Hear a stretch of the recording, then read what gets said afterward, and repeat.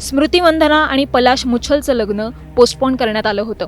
ऐनवेळी हे सगळं झालं होतं. लग्नाचे बरेचसे फंक्शन्स पार पडले आणि 2 दिवस आधीच लग्न पोस्टपोन करण्यात आलं.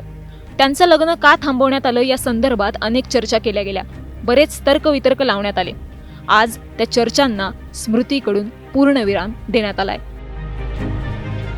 स्मृती आणि पलाशच्या लग्नाचं काय झालं? लग्न होणार की लग्न मोडलंय? स्वतःच स्मृतीने सांगितलंय. व्हिडिओ शेवटपर्यंत बघा. स्मृती मंधानाने इंस्टाग्रामवर स्टोरी टाकून तिच्या लग्नाविषयी माहिती दिली आहे. पलाश आणि स्मृतीचं लग्न आता होणार नाहीये.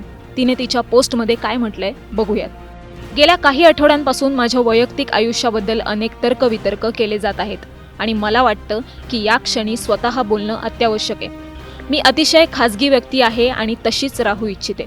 परंतु मला हे स्पष्ट करणं गरजेचं आहे की लग्न रद्द करण्यात आलंय. ही गोष्ट इथेच संपावी अशी माझी नम्र विनंती आहे.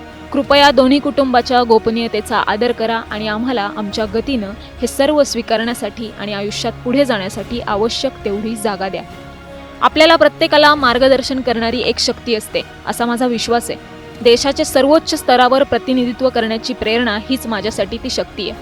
मी शक्य तितक्या काळ भारतासाठी खेळत राहण्याची आणि देशासाठी अधिकाधिक विजेतेपद मिळवण्याची आशा बाळगते. हाच माझा कायम केंद्रबिंदू असेल. तुमच्या सर्वांच्या पाठिंब्याबद्दल धन्यवाद. आता मूव्ह ऑन करण्याची गरज आहे. स्मृती मंधाना. ही पोस्ट करत स्मृतीनं सगळ्या चर्चांना आता पूर्णविराम दिलाय. तुम्हाला या सगळ्याविषयी काय वाटतं? आम्हाला कमेंट करून नक्की सांगा.